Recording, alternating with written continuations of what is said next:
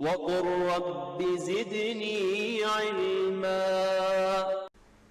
ایک بھائی پوچھتے ہیں کہ قربانی کے گوشت کی تقسیم کیسے کی جائے، اور کیا قربانی کا گوشت غیر مسلموں کو دیا جا سکتا ہے؟ قربانی کے گوشت کی تقسیم کی کوئی حد مقرر نہیں ہے، البتہ قربانی کے گوشت کے استعمال کا سب سے بہتر طریقہ یہی ہے کہ آدمی اسے 3 حصوں میں تقسیم کر دے۔ ایک حصہ خود قربانی کرنے والا کھائے، ایک حصہ فقراء اور مساکین میں تقسیم کرے، اور ایک حصہ اپنے دوست و احباب میں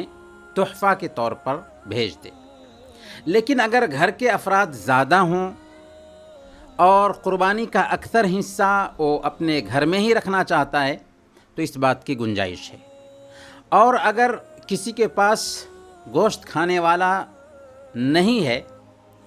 اور اکثر حصہ تقسیم کر دینا چاہ رہا ہے تو اس بات کی بھی گنجائش پائی جاتی ہے۔ اسی طریقے سے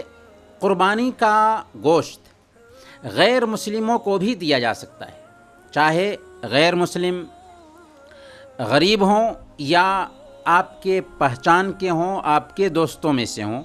ایسے لوگوں کو بھی قربانی کا گوشت دے سکتے ہیں، کیونکہ اللہ تعالیٰ نے فرمایا فَكُلُوا مِنْهَا وَأَطْعِمُوا الْقَانِعَ وَالْمُعْتَرَ،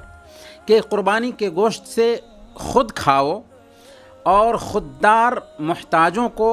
اور مانگنے والوں کو بھی کھلاؤ۔ یہ حکم عام ہے، اس ناحیہ سے اس میں مسلم بھی شامل ہو جاتے ہیں اور غیر مسلم بھی شامل ہو جاتے ہیں، گویا کہ قربانی کا گوشت غیر مسلموں کو بھی دیا جا سکتا ہے۔